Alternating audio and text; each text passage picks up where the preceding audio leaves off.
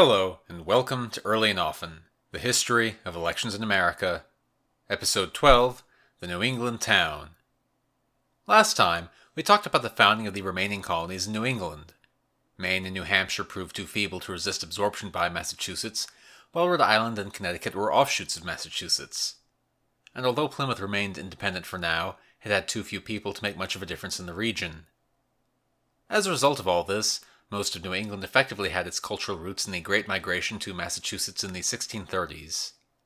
Even a colony like Rhode Island, which was founded in opposition to Massachusetts, wound up imitating a lot of their practices. One of the most distinctive features of this unified New England culture was and is the New England town. Unlike in the Chesapeake, where hundreds or counties were the unit of local government, in New England everything revolved around the towns. I've already described them a bit in episode 10. Towns were geographically compact, unlike the spread-out plantations of the Chesapeake. Land was distributed far more evenly. Each town had its own independent church and hired its own minister, and each town governed itself through meetings of all the adult men living there. The Pulitzer Prize-winning book Puritan Village by Sumner Chilton Powell provides an interesting case study of one town in particular, Sudbury, Massachusetts. Sudbury was founded in 1638, about a decade after the first wave of Puritan migrants, in part by men from other towns in Massachusetts looking for more and better land. It sits about 20 miles inland from Boston, which meant that it was very much on the frontier in those early decades, although it was far more orderly than your average frontier town. Powell uses Sudbury as a stand-in for Massachusetts towns in general, for how they both copied and changed the system of town government that they inherited from England, and I'll come back to Sudbury a few times since I don't just want to speak in generalities. But before we get to Sudbury, we need to go back and look at how town governments in England functioned in the early 1600s. There was a great diversity of practices and traditions back then, and each town was unique. Powell gives a few examples, specifically looking at some of the towns that Sudbury residents came from. One such place was Berkhamsted, a market town 25 miles northwest of London. Its government was pretty simple. There was a group of burgesses who were elected annually. These burgesses would then select the mayor, who was known as the bailiff. There was also a group of chief burgesses who served for life on good behavior. Together with the bailiff, the chief burgesses formed the Common Council, which was tasked with administration and hiring other local officials. This was a standard English setup. A large body of elected men served at the lower levels of government, and above them there was a governing council and a chief administrator, with legislative, judicial, and executive powers all jumbled together. You can see this basic structure repeated everywhere, in England with the House of Commons and Lords under the King, in Virginia with the burgesses and councillors under a governor, and in Massachusetts with the General Court. There were huge variations, of course, whether there were separate chambers for the groups to meet in, whether officials were elected, indirectly elected, appointed for life, or hereditary, but the general pattern was common. And it was from that general pattern and from that general variety that Massachusetts would find its own way of doing things. Religious and secular offices were distinct, but their functions and responsibilities were thoroughly intertwined. The chief burgesses of Berkhamsted were also all involved in local church government, thanks to their positions in the church vestry. That is, they were in charge of the local church's non-religious responsibilities, such as raising funds, providing for the poor, and repairing church buildings. On top of that, the local minister in the early 1600s was also a member of the chief burgesses and even served as mayor. This sort of dual office holding meant that secular and religious concerns were actually in ways more intertwined in England than in Puritan Massachusetts. Although there was voting in Berkhamsted, the government wasn't particularly representative, nor were the elections fiercely contested. It was too early for that. In fact, the town was described by Powell as a, quote, merchant oligarchy. The rulers of the town were very well insulated from popular opinion. They weren't dictators, they were subject to the laws of England and their decisions could be overturned by courts, but they were powerful within their domain. Actually, some towns were even more closed off than that. Powell gives the example of another English town, Sudbury, the namesake of the Sudbury in Massachusetts. The original Sudbury had no free elections at all. Instead, men became burgesses because they were appointed by the current leaders of the town, plus because they could pay a fee, thus making the government a self-perpetuating oligarchy. These appointed burgesses chose officers from among themselves. It was a closed system with no popular input whatsoever. Powell describes how elections among the burgesses were carried out in the town, and I'd like to quote him at length to give you an idea of how medieval things could still be. Quote, "The free burgesses, capital burgesses, and aldermen assembled at the Moot Hall, a picturesque gable building of timber placed at one end of the central market square opposite St. Peter's Church. The bell in the little cupola over the high-pitched roof told the hour, and the town officers, all wearing distinctive gowns, climbed the stairs to the paneled council chamber located in the overhanging second story. The group of free burgesses, capital burgesses, and aldermen who finally gathered in the council chamber, usually a total of about 55 men, elected the mayor for the coming year by indicating which of the aldermen they preferred. Once the mayor had taken the silver maces and sworn to, quote, well and truly serve his sovereign lord the king, the people of this town, and this corporation, and to defend the lawful rights, liberties, privileges, and charters, it was his job to, quote, elect the other town officials. While the old mayor automatically became the town coroner, the new mayor, with the consent of the aldermen and burgesses, appointed 2 capital constables and 2 chamberlains or treasurers, usually from the capital burgesses." End quote. So the government was entirely in the hands of a few dozen men, with no outside input needed or allowed. In fact, to openly disagree with the mayor was a crime. As you can see from just these 2 examples, there was a great deal of variation in how English towns were run. Practices and traditions varied from region to region and between rural areas, towns, areas dominated by different industries, and so on. No towns were simply democratic, but some were more open to popular input than others. All of these town governments were complex, having grown organically over the centuries from the feudal era onward. But the Puritans got rid of most of that. They were in a new land and they were starting fresh. A whole host of offices and traditions were simply dropped. For instance, the court baron, which was a local court dealing with land ownership and other minor legal affairs under the aegis of the local feudal lord. But since there were no feudal lords in New England, the practice could be discarded. The Anglican church calendar was ignored, and of course the church hierarchy simply disappeared. And so on and so on. In place of those medieval complexities was popular opinion. Unlike in Old England, in New England, elections really mattered. As Powell put it, quote, "The men discovered that even a saint could be voted out of office." The Charter of Massachusetts made no mention of how the colony's towns were to be governed. The General Court could pass laws establishing new towns, but they were springing up so rapidly that the court simply didn't have time for them all. As a result, it was left to the freemen of each town to create informal governments. Like the men of Plymouth and Rhode Island, they came together to govern themselves in the absence of higher authority, often writing what were in effect constitutions. But unlike them, they were still ultimately subject to Massachusetts, which authorized the creation of these towns after the fact. But partly as a result of this process, and partly due to the natural inclinations of the Puritans, towns in Massachusetts wound up with a great deal of independence. Most government at this time was local anyway, and that was certainly true here. Just like how each church congregation was independent, answering to no higher authority and able to choose its own membership, each town was self-governing and able to admit and expel people as it wished. In Connecticut and Rhode Island, the towns were even more autonomous, since as we heard, both colonies were created by independent towns coming together. There weren't too many demands placed on the towns other than taxation. For instance, in Connecticut, provincial laws had to be read aloud at town meetings, and then printed in the so-called town law book to keep the citizens informed. But beyond minor things like that, the towns were mostly left to their own devices. However, in general, all of these towns settled on a similar way of doing things, a distinct Puritan model of local government. At the heart of life in every New England town was the town meeting. This was essentially a form of direct democracy, in which the residents of a given town all get together regularly to pass laws or elect officials themselves. Quite simple, at least in theory. And this is a tradition that continues to the modern day, so if you have an image in your head of the modern town meeting in New England, you wouldn't be too far off from what they were like in early colonial times. Everybody was in a big room talking through whatever local issues were of concern.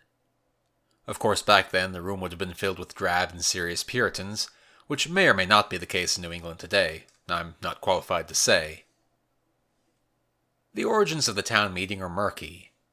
Some historians have dubiously tried to trace their lineage all the way back to the Anglo-Saxons and to meetings of ancient Germanic farmers. But we don't need to go back that far. There were much more immediate precedents in England at the time.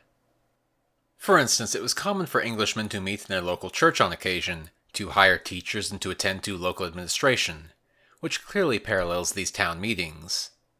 And lots of other practices pertaining to things like land management would have been carried over from England as well. Plus, many of the men who became leaders in America had also served in positions in local government in England, and that experience informed their behavior in the New World. But even though it had precedents, the town meeting became a uniquely New England institution in no time at all. The freemen of a town met as often as once a week to discuss, in the words of Joseph F. Zimmerman, quote, all matters affecting the welfare of the town, such as the division of land, building of a church, hiring of a minister, and admission of new inhabitants.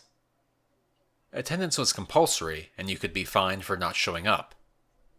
Men who were not freemen were allowed to attend these meetings and to speak up, but not to vote. Or at least, that was the theory. Although the General Court defined freemen very strictly, requiring membership in one of the Puritan churches in order to vote, in practice, towns often loosened those requirements, at least for participation in local government. For instance, when the men of Sudbury formed the town as a legal body, a majority of the signees weren't actually freemen, and local offices were sometimes filled by non-freemen. So while the strict limits on voting applied at the colony-wide level, that wasn't always the case at the town level. And even beyond that, usually a large number of townsmen were eligible to be freemen anyway. According to B. Catherine Brown, in the town of Cambridge, quote, 75% of the adult men in the period 1652 to 1670 were church members who could have voted had they so desired, but only 50 to 65% of them bothered to become freemen. It's hard to know for sure, but probably about half of all men were freemen in those first few decades, with substantial variation from town to town. That number probably shrank over time, however. Although a number of laws were passed granting the right to vote to a small number of non-church members, that was more than offset by a long decline in church membership. Needless to say, with all this complexity and change over time, it's impossible to give a single figure for how many men in Massachusetts had the vote. The answer varied across time and place, and by level of government. And in fact, there's been a major scholarly debate on the topic, hinging on technical questions like the exact population of a given town in a particular year, which I won't bore you with. So I can't come to a firm conclusion, but it seems reasonable that about half of all adult men in Massachusetts could vote in the first few decades, with a decline after that. Probably more men could vote in the rest of New England than in Massachusetts. But whatever the exact numbers, participation was undoubtedly higher than in the Chesapeake, where servants, who were a large majority of the population, were explicitly excluded. And in New England there were many more things to vote for. It wasn't just occasional elections of the burgesses. It is interesting to note that the franchise in both regions declined at roughly the same time, albeit for different reasons.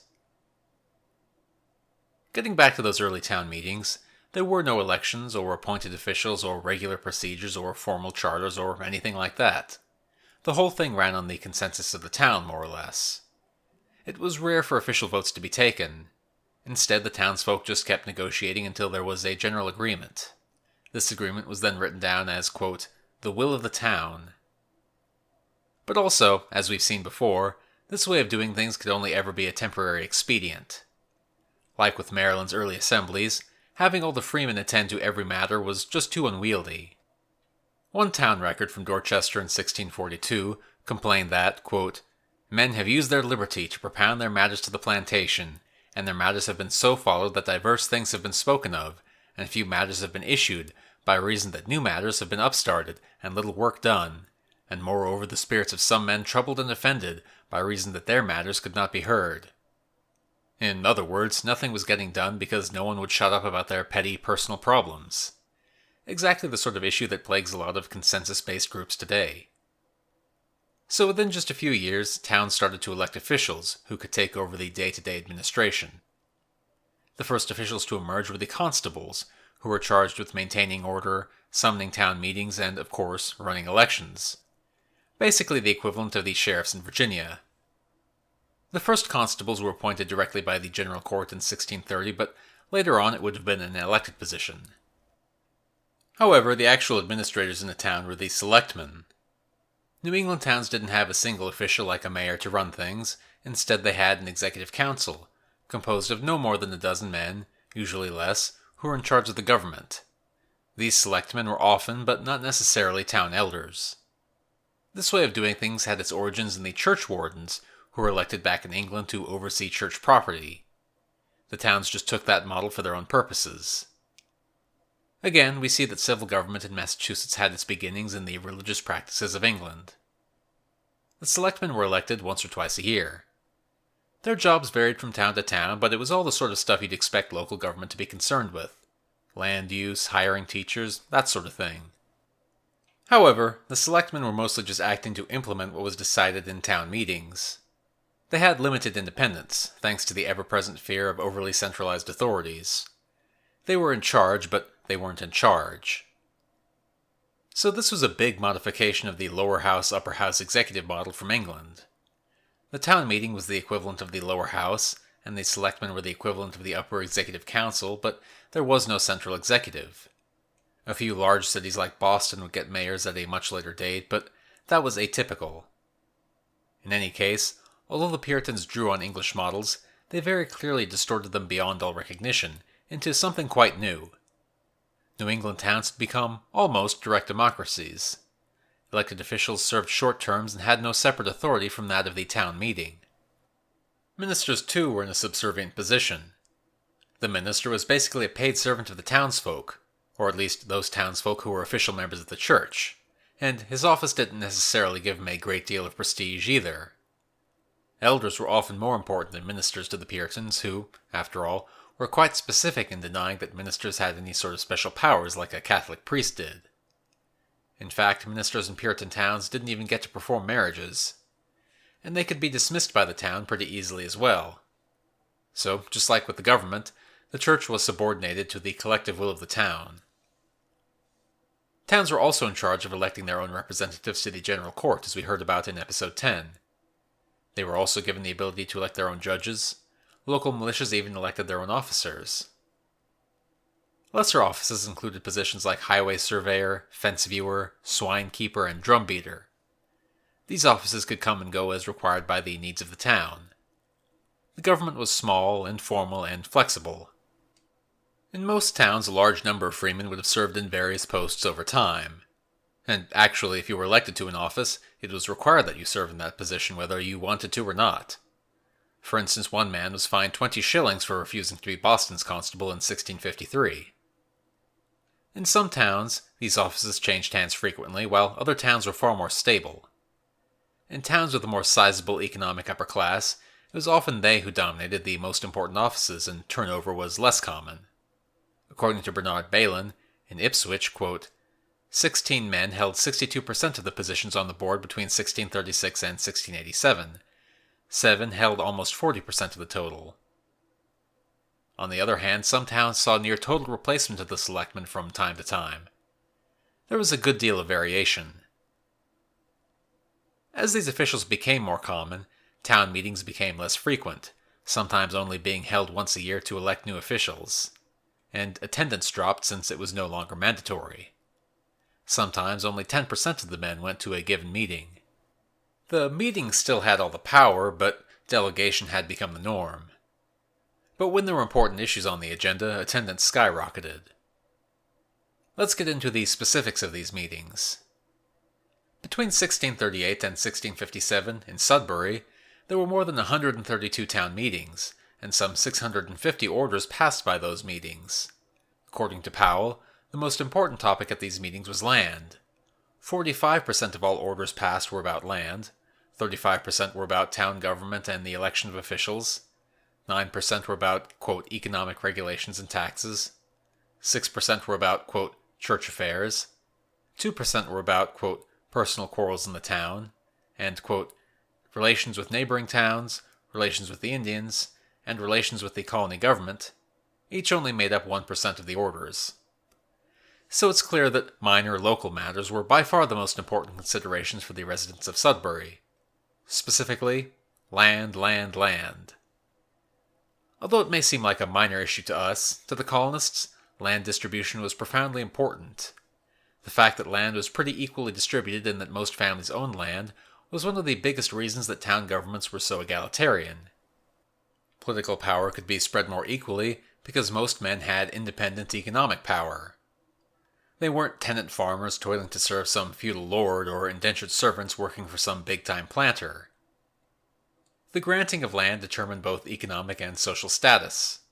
If someone wished to move to a town, the refusal to grant them any land could effectively keep them out.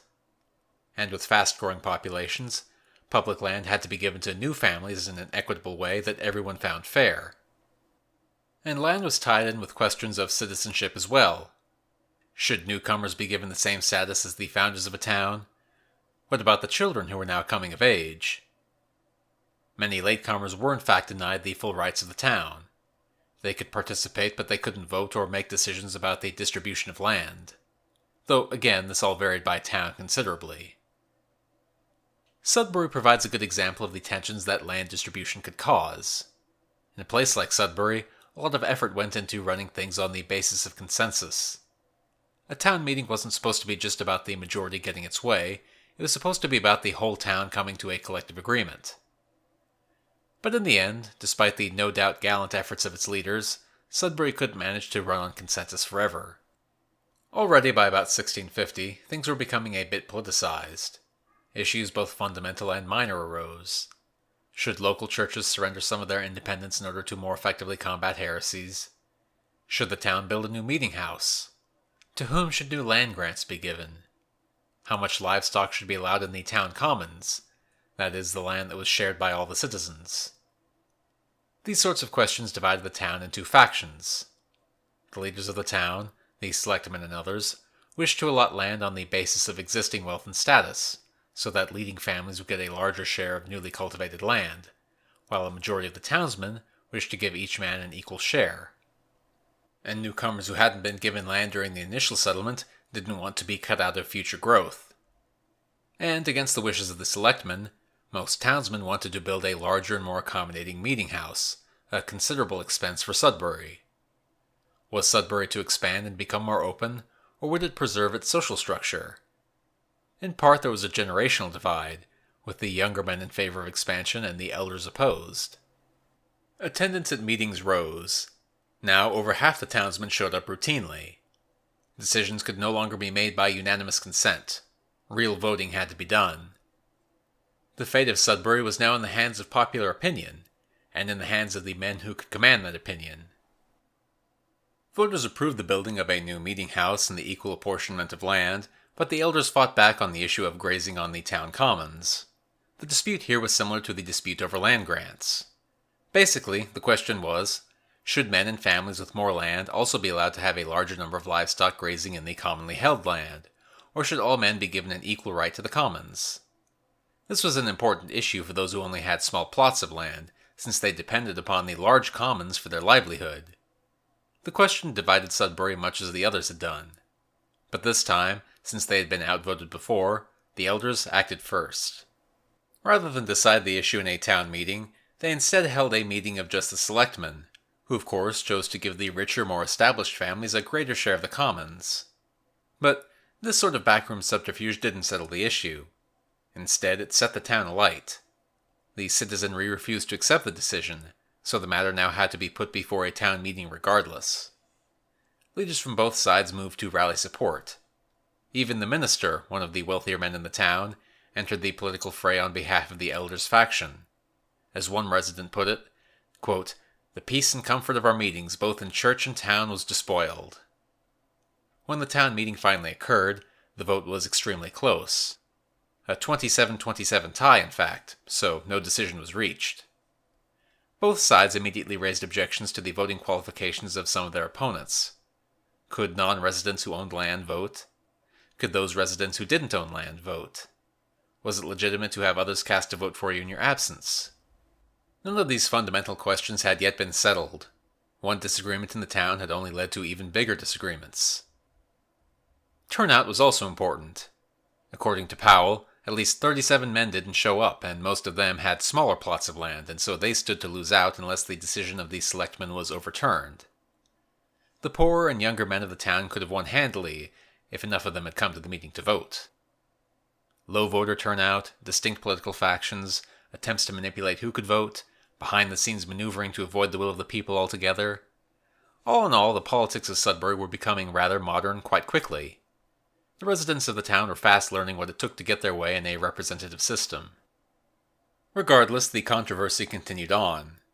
The minister became so outspoken in his support for his faction that many accused him of abusing his position in favor of his own self-interest and stopped going to church on Sundays in protest. Both the colonial government and nearby churches became enmeshed in the dispute. In 1655, the younger faction won the election and threw out most of the old selectmen. But in the end, the split proved too deep to be easily mended, and the dispute was only really resolved when many of the younger men in the town left Sudbury to form a new settlement, Marlborough, 7 miles further inland. This town had a much more limited range and farm sizes than Sudbury, which reflected its origins as part of a movement for greater equality. The largest initial land grants were 50 acres and the smallest were 16. By the standards of any society, that was pretty equal. So that's how things played out in Sudbury. Attempts to come up with a compromise that everyone could live with failed, and so the population split itself in two. Many other towns faced similar issues, each coming up with unique solutions. Towns could be divided by factors other than land, of course. Take, for example, the town of Hingham, which John J. Waters discussed in the paper. Hingham had been founded by families from southwestern England, but after a few years they were joined by migrants from East Anglia on the other side of the country. The two groups differed substantially from one another. The East Anglians had in large part come from a single town and its surrounding villages, so that when they arrived in Massachusetts they simply recreated the social hierarchy that had existed in Old England. The East Anglians also disapproved of the Congregationalist churches that were being set up. They preferred a Presbyterian system, in which the churches would be controlled by groups of elders rather than by the townsmen collectively. In the first few years of Hingham's history, the families from the West Country dominated politics, since they were in the majority. But from 1639 onwards, once the East Anglians were dominant, it was they who controlled the town, and it was they who were elected to all the offices. More specifically, it was East Anglians from a few high-ranking families who filled those posts, and they also controlled the church. A few of the men from the West Country still held office, most importantly Anthony Eames, who was an officer in the local militia. He was elected as head of the militia in 1645, but he was quickly removed from the position because of some unknown problem and replaced in a special election by an East Anglian. Now, the General Court had some authority over the local militias, so when the magistrates heard about this, they demanded that Eames stay in place until the court could deal with the matter. The East Anglians, however, were none too happy about that order and they ignored it. This led to a split in the militia along regional lines, with the East Anglians, a majority, siding with the new East Anglian leader, and the rest siding with Eames. Literally, the militia just split in two. The East Anglian minister of the town even threatened poor Eames with excommunication. The leaders of the town were summoned to Boston to answer for their insubordination, but the townsmen turned things around on the magistrates, raising fears of tyranny and accusing Governor Winthrop of overstepping his authority. They actually managed to get 15 out of 31 deputies on their side, and according to Waters, quote, paralyzed the central government for 3 months. But ultimately, the East Anglians' petition was rejected and they were fined. When the town leadership still resisted, the court decided to just put the militia in the hands of officers from nearby towns instead, more or less resolving the issue. Hingham's appeal for popular support had failed. As in the case of Robert Keene's pig, the leadership of the colony was able and willing to push back against popular pressure. The divide within Hingham only lasted a single generation. People from both sides intermarried, and by about 1660, any differences between them were fast evaporating. The new generation lacked the memories of East Anglia to bind them together, after all. And over time, as people moved around and as the first generation of immigrants died off, the towns all became more alike. The point of these two examples isn't to say that these towns in particular are especially indicative of how things were in early New England. The point is that there was a good deal of diversity. Each town had its own unique identity, based on the mix of families who had settled there and the specific problems they faced. Most of the time local politics wasn't as heated as in Sudbury, or as starkly divided as in Hingham, of course.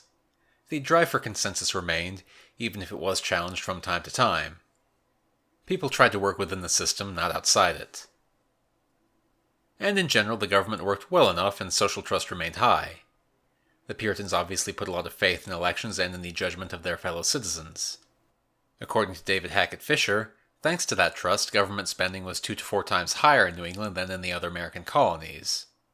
That money went to build roads and bridges, to pay for the militia, and for schools, hence the high literacy rate. From the start, New England stood out from the other colonies, for better and for worse. It's difficult to figure out how to characterize Massachusetts, or the other colonies. Was it a theocracy, an oligarchy, a partial democracy, a mix of all three? I'd say it was a mix myself. It was by no means a total theocracy. Secular and religious roles were kept strictly separate, and the boundary between the two was carefully monitored. But the state was seen by all as a tool to be used for religious purposes. To be fair to the Puritans, church and state were just as interwoven back in England. In fact, on an official level, they were much more tightly connected than in New England, which might be surprising. So it's not so much that there was an official theocracy or anything, with the very important exception of the requirement of church membership to become a freeman. It was more just that a large majority of the population was unified in terms of its religious goals, and that couldn't help but creep into every aspect of life. Was it a theocracy? No, but it could be pretty theocratic. Was it an oligarchy? Well, there were property qualifications, but they weren't especially onerous. Certainly, political and economic power were more spread out than you'd expect in a full-on oligarchy. But all the same, the franchise was quite restricted, and the same men often managed to stay in power for a very long time. And there was a strong culture of deference to one's superiors. Was it an oligarchy? No, but it was kinda oligarchic. Was it a democracy? Not as we would think of it for all the reasons I've just mentioned. But it was unusually participatory. Power in a real sense came from the bottom up, and even men without the vote could still participate in politics to an extent and make their voices heard. Was it a democracy? Absolutely not, but it was remarkably democratic for the time. Voting mattered, and elections mattered. Next episode, we'll take a step back from the towns to look at the history of New England as a whole, from the late 1630s to King Philip's War in the 1670s, possibly the deadliest war in American history. So join me next time on Early and Often, the history of elections in America. If you like the podcast, please rate it on iTunes.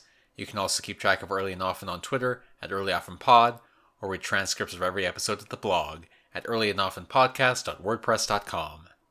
Thanks for listening.